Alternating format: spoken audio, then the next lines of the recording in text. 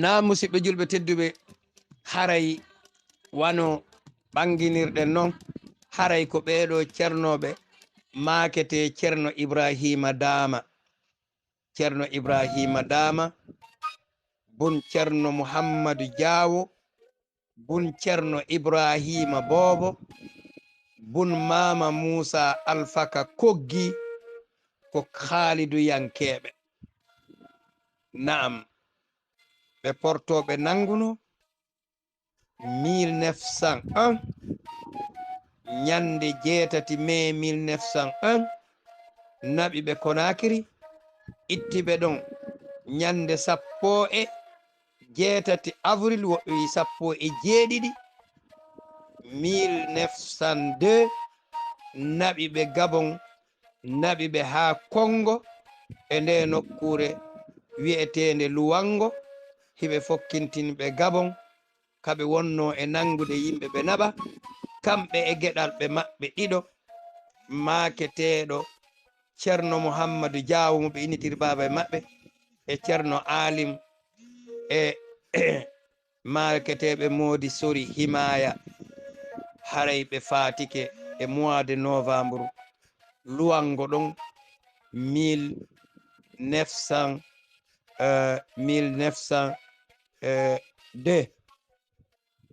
e mois de novembre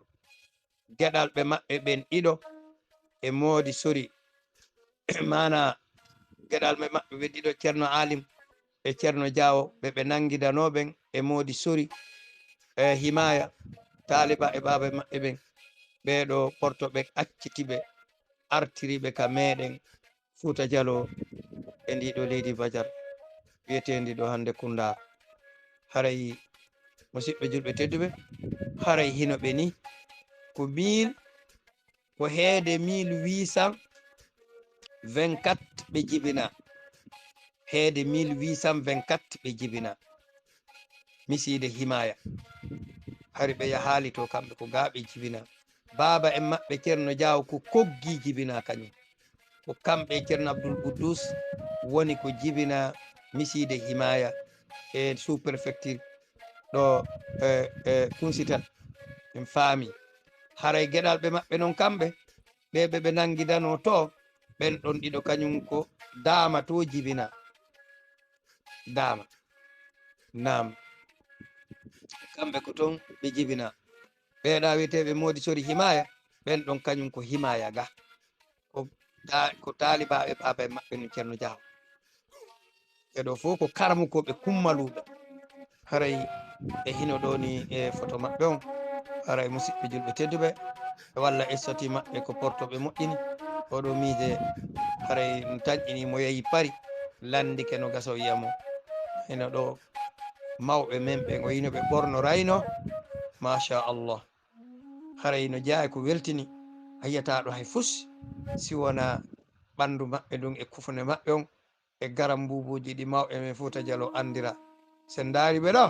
tawi ko ɓiɗɗo gorko fes timmuɗo tes e cenɗe ɗe fab naka darde wonaka gandal wonaka faham wonaka cuuca wonaka yiɗugol Allah subhanahu wa ta'ala wonaka wakkilare wa jazahullahu khairal jaza yo Allah yoɓuɓe ko ɓuuri moƴƴude joddi woni joddi aljanna haray ɗe weltori fayireji maɓɓe ɗum yo Allah subhanahu wa ta'ala yafaɓe en torki ma Allah haray musidɓe julɓe ha ko haɗo arnoɗo en hande haray en saaji aroyoji ɗin kadi ko Ibrahima Diallo miside Balandugu sangareji boke arnoɗo yewtudugol e jama on miɗo weltani fab weltore fab wallahi miɗo yaafino kadi jama on ka nokkure ɗo moƴƴano saabu yewtereji an ɗin ɗi juutay on yafoto. Assalamu aleykum wa rahmatullah.